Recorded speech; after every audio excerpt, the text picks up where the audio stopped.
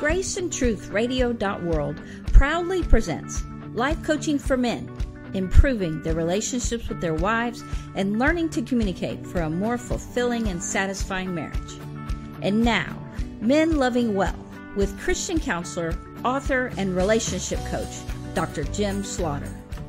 Happy Valentine's Day, everyone. This is a day for lovers, a day we celebrate romantic love. And what better topic can we have today than how to love our wives better? Thanks for joining us. I want to begin by saying that many of the people who come to us for help at our clinic admit that they really don't know how to love as well as they would like to, maybe not even do a very good job in their marriages with their wives. They also say that they aren't loved like they would like to be loved. And I decided to direct this radio show to men primarily, not exclusively, but primarily, because men in particular seem to have such a hard time loving well. We want to. Our wives, children, our family, our friends want us to, but it just seems to come hard for us. You know, the Western culture, Western civilization recognizes four basic kinds of love. One is an affection or fondness love.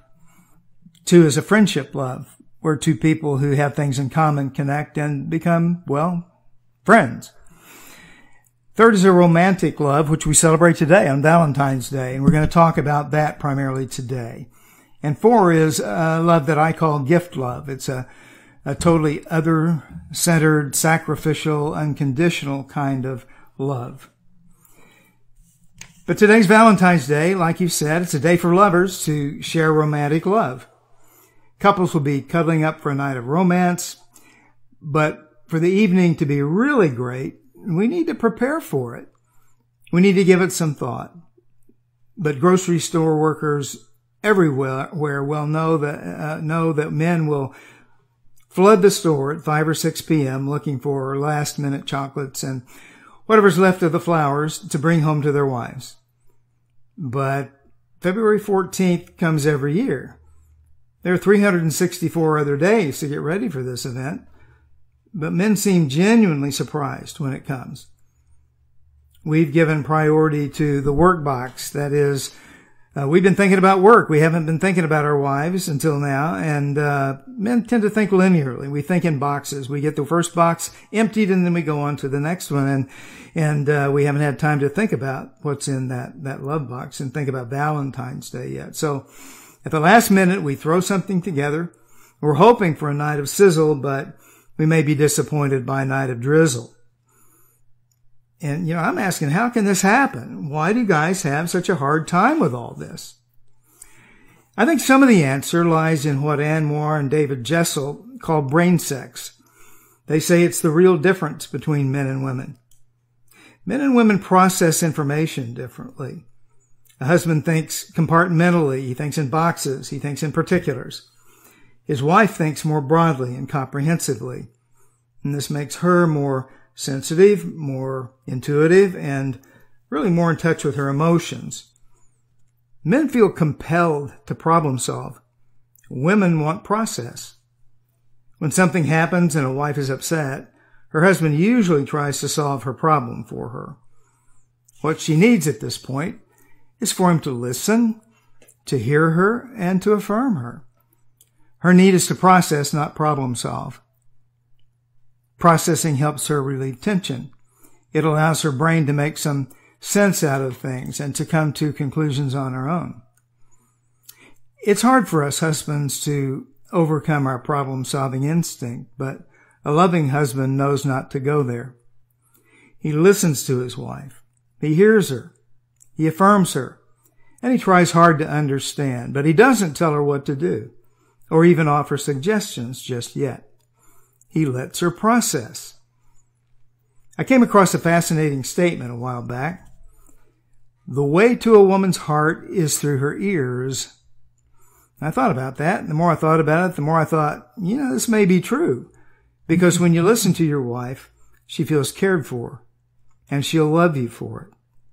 In addition to that, research shows that her husband's voice is what many wives find most seductive. So talk to her. It just might lead to something. So this is the foundation of romantic love. And guys, we need to cultivate that in our marriage. The question is, how do we do that? Well, we do it by knowing that love is first and foremost an attitude, not an act. If love is true, loving actions follow loving attitudes. No one explains this better than the Apostle Paul in 1 Corinthians 13. I'm going to read that passage, and I want you to notice the difference between act and attitude here. Paul writes, "If I speak in the tongues of men and of angels, but have not love, I'm only a resounding gong or a clanging cymbal. If I have the gift of prophecy and can fathom all mysteries and all knowledge, and if I have a faith that can move mountains but have not love, I am nothing. If I give all I possess to the poor and surrender my body to the flames and have not love, I gain nothing." Love, he says, is patient. Love is kind. It does not envy. It does not boast. It is not proud. It's not rude. It is not self-seeking. It is not easily angered. It keeps no record of wrongs. Love does not delight in evil, but rejoices with the truth. It always protects, always trusts, always hopes, always perseveres. Guys, now let me bring it into sharper focus for you. This is my translation for husbands of 1 Corinthians 13. You heard the translation that I read that's right out of the scriptures that Paul provided for us, and I hope you caught the difference between the acts and the attitudes there, because it's such a big thing. So here's the translation that I've done for us as husbands. "Because you truly love your wife, you're slow to lose patience with her. Because you love your wife, you're nice to her, and you always look for a way to help. Because you love her, you never treat her as an object to be possessed and manipulated. Because you love your wife, you have no need to impress her with how powerful you are or to belittle her to show how important you are. Because you love your wife, you are for her. You want to see her develop and grow through your love. Because you love her, you don't become angry at mistakes she makes. Because you love her, you don't keep score of her faults and remind her of them whenever you get the chance. Because you love your wife, you do not take joy in her mistakes or sins, but you rejoice with her and admire her when she does the right thing. Because you love her, you celebrate when she experiences God's power and strength to stand against the pressures of life. Because you love her, you patiently help her, even when she feels like giving up and thinks she isn't worth the effort. Because you love your wife, you keep on trusting in her, even when she doesn't trust in herself. Because you love her, you treat her in a way that it's hard for her to understand the depth of your care for her. Because you love your wife, you're always there for her. You never abandon her. Because you love her, you stand with her when she's reached rock bottom despair, when she feels wretched and alone.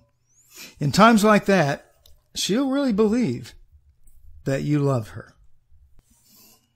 Guys, when we struggle in our marriage and our relationship with our wife, I wonder if it isn't because we don't follow the precepts that we've just read that come out of the scriptures, and especially as they were put to you in this expanded translation.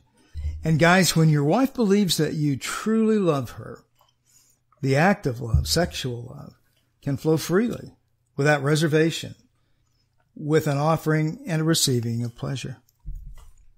Now, we don't see that as the basis of love, but really more of a wonderful, welcome, invader, completing eros, our romantic love.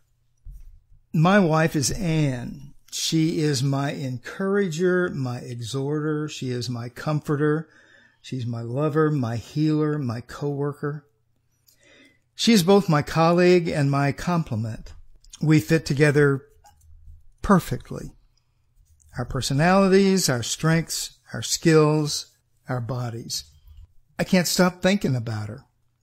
I see her in my mind and I wonder where she is. I wonder what she's wearing, what she's doing right now. She interrupts my thoughts, so I wonder I can get any work done. I can't wait to see her again. The silliest excuse would be reason enough. She has become part of me, and not just in my thinking, but in some mysterious way, more than that. And I experience a unique connection with her that I find it impossible to explain. And this isn't about sex. It's about the mingling of souls. Emily Bronte, in her classic novel Wuthering Heights, describes this connection in the lover's passion-soaked statement. She says, "I love him because he's more myself than I am. Whatever our souls are made of, his and mine are the same." What a lovely statement about the oneness and the connection that a man and a woman can have. And isn't this what romantic love is really all about? It is this in-loveness that is the hallmark of romantic love. When we cultivate this in-loveness, it binds us to our lover through all our years together. We said earlier that Valentine's Day is here, and there are some things that men can do based on the principles that we've talked about tonight, these attitudes that come out of the Apostle Paul's words in 1 Corinthians 13 and the other things that we've talked about. How do you communicate, guys, your love to your wife? Sometimes it's like we're shooting random arrows in the dark to try and celebrate this day with her. Well, we want to start early for one thing. As I said earlier, we have 364 days in the year to get ready for this event. And some of us wait until the 11th hour, and we really don't know what to do. And the reason we wait that long, part of it is that we're thinking about the work box and the work area, and we haven't moved on to the love box, and that's a very important part of it. Part of it also is that we really haven't been thinking about our wife very much. So we really want to focus on her in our thinking, in our thoughts. We want to spend time with her. We want to get to know her better. Say, "Man, I've been married for 10 years. Well, you can go a long time and not know your wife very well. And so we want to spend time together. We want to talk. We discuss the importance of listening and of hearing a wife and how much that means to her. So it's important for us guys to do that. We need to show interest in her. We need to talk with her. Here's some questions that I thought about that would be really good to stimulate some dialogue between you and your wife. Things like, what can I do to help you? And then don't suggest anything, just hear from her. Let her tell you. That shows interest in her. How can I make your life easier? Would be a great question to ask. She'd probably be very surprised if you asked her that question. Number 3, how can I be a better husband to you? These are open-ended questions, guys, and so we just sit there and we let her talk. We let her answer the question and tell us the answer to these things from her perspective. We could ask her, what is it that makes you really feel loved? We know that feeling loved is a lot different from believing that we're loved. It's feeling loved that makes us want to nourish our relationship. So we need to be about that. Think about her. Remember what attracted you to her. Often we're attracted to outward appearance, sometimes personality. Sometimes it's remembering things that we did together. And that can be important in thinking about what a wife would like from us. When it comes to gift giving, the main thing I would recommend is make sure the gift is not for you, but for her. Often guys will give gifts that they think they would like in a way, and the truth of the matter is it's a gift to your wife. Make sure it's something that would please her, something that's like her, something that's about her, something that is characteristic of her. And if you give her your attention, and if you think about her, and if you study her the rest of the year, you're going to be able to come up with some gifts that are her and that she would love and that would make her feel special. Could be a day at the spa. It could be, if she's athletic, some athletic gear, something for her bike if she likes to ride, things like that. But think about her, not necessarily about you. Commit yourself to planning something mildly spectacular each day for a week. How fun would that be? For example, make coffee or tea for her in the morning and place a single rose beside her cup. You could write a song for her and sing it to her in public. You could write a poem to her about her. You could take her for a his and her massage. Discover her love language and practice it. Practice loving her with it. Initiate conversation with her. That might be a surprise for her. But if you practice that and get in the habit of it, you'll enjoy it. Make your favorite picture of her your cell phone wallpaper. Make plans with her for a regular date night. And then I'm going to end just with this. Serve her. No passage of Scripture impresses us as much in this way as Paul's words to husbands in Ephesians 5. This is probably the most critical passage when it comes for us to understand more what our role is in the marriage and our responsibility is to our wives. Paul does talk about the husband as being the head of his wife, and it's a strange phrase that he uses perhaps in our culture today to think about that. Some men take that so out of context as become domineering. They dominate their wives. They believe that this passage gives them the authority and the right to do what they want to do and to make all the decisions. And nothing is further from the truth. In fact, Paul is talking about something totally opposite from that. I'm going to read it and then just mention a couple of things about it because it's so important to us. Paul says, husbands, go all out in your love for your wives, exactly as Christ did for the church. And you'll find that all the way through this passage, Paul is going to be talking about the comparison. He's going to compare the relationship, the love relationship between a husband and wife with the love relationship between Christ and the church. And he's going to challenge us as husbands to love our wives the way Christ loves the church. Who can do that? And yet he challenges us to come along and really work at loving our wives that way. It says this is a love marked by giving, not getting. Christ's love makes the church whole. His words evoke her beauty. Everything he does and says is designed to bring the best out of her, dressing her in dazzling white silk, radiant with holiness. And that is how husbands ought to love their wives. They're really doing themselves a favor, since they're already one in marriage. No one abuses his own body, does he? No. He feeds and pampers it. That's how Christ treats us, the church, since we are part of his body. And this is why a man leaves his father and mother and cherishes his wife. No longer two, they become one flesh. And so I'm going to stop there and just share some things about the passage.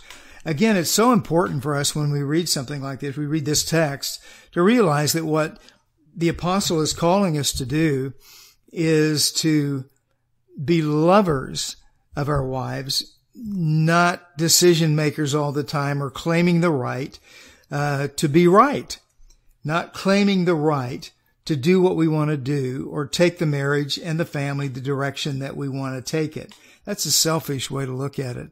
And this is not what Paul is saying is that the way to be head of your wife is to love her well, to love her the way Christ loves the church. To be head of your wife it really doesn't have anything to do with paying all the bills, deciding where the money goes, doing whatever you want, having her obey you or do what you say. Nothing like that. This has everything to do with a husband being a lover of his wife. In that way, God calls him to lead her, and it's a leadership of love. And again, it's marked by giving, he says, not getting. It's important for us to see that because it's so many of us, we are so self-focused that a lot of what we do and the direction that we take really has to do with what we get out of it. When what we should be thinking is, what am I giving to my wife as we go along this path? How can I give to her? Not what can I get from her? Because that's what Christ does for us. He gives to us rather than trying to get from us. A couple of other things here that I think are really, really crucial. Paul continues to talk about the fact that everything that the husband does here is done to build his wife up the way Christ builds up the church, to enhance her beauty in any way he can. It could be, it may have to do with the beauty of the way she looks. It might have to do with the beauty of her personality. It may have to do with loving her better so that she can understand what God is like. Christ's love makes the church whole. We want to help our wives become whole. We want to enrich them the way Christ enriches the church. The text says his words evoke her beauty. They bring her beauty out of her. I take it that sometimes we are called to do that by encouraging our wives, complimenting our wives, and affirming our wives, evoking their beauty. Everything Christ does, the text says, and everything that he does and says is designed to bring the best out of her, dressing her in dazzling white silk, radiant with holiness. And that's how husbands ought to love their wives. They're really doing themselves a favor, he says, because we're already one in marriage. He goes on to say that he uses a couple of words here that are really significant, very, very important. He talks about the importance of a husband feeding and pampering his wife. Nourishing and cherishing is another way to put it. Another translation uses those words. Notice that the word feeding, the word nourishing, has to do with feeding, and that's why this translation that I read uses that word. It has to do with nourishing, building up. That's a part of a husband's responsibility to a wife. He loves her, and so he feeds her, he nourishes her, he builds her up. And then he pampers her. That's an interesting way to put the word cherish. Cherish is such a wonderful word. It's filled with passion and filled with care, filled with true love. The word itself is a word that's taken from the metallurgy field. It really means to heat something up. And so it carries with it the idea of warmth. There is a warmth to the love of a husband for his wife. He warms her. He makes her feel loved and warm and cherished and cared for. And like Peterson says in his translation, pampered. And so what I need to do is ask myself, do I do that for my wife? Does she feel nourished by me? Does she feel pampered and cherished by me? And so we want to look for ways of making her feel those things. That's how Christ treats us. And we are no longer two, the text says, but we are one flesh. A mysterious kind of a union that we may not be able to grasp entirely, but is extremely real and something we enjoy in married life. These are some tips, guys, for loving well. And we're going to be having a lot of other shows coming up and talking about how you as a husband can love your wife better, how you as a husband can love your wife well. And so I'm glad you joined us today for this special Valentine's Day program, and really hope that you've gotten some good ideas about how to perhaps even turn some things around in your marriage. I hope you have a good marriage, frankly. I hope your marriage is great. If it isn't, then there's some things you can do about that. And you begin by making the marriage about your wife, not about yourself. It takes humility. It takes servanthood. And it takes listening. It takes hearing from your wife. Not telling her what to do, not dominating, but loving her like Christ loved the church.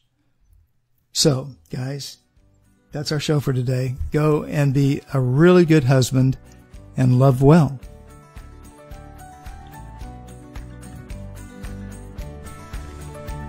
Thank you again for joining us. Men Loving Well airs live every Thursday at 10:30 a.m. Central Time on graceandtruthradio.world. If you would like to contact or coach with Dr. Jim Slaughter, reach out to him on Facebook.com, Living Well Show.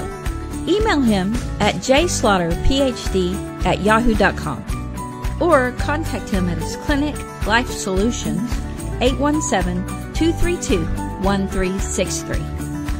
We look forward to seeing you again next week here on Men Loving Well.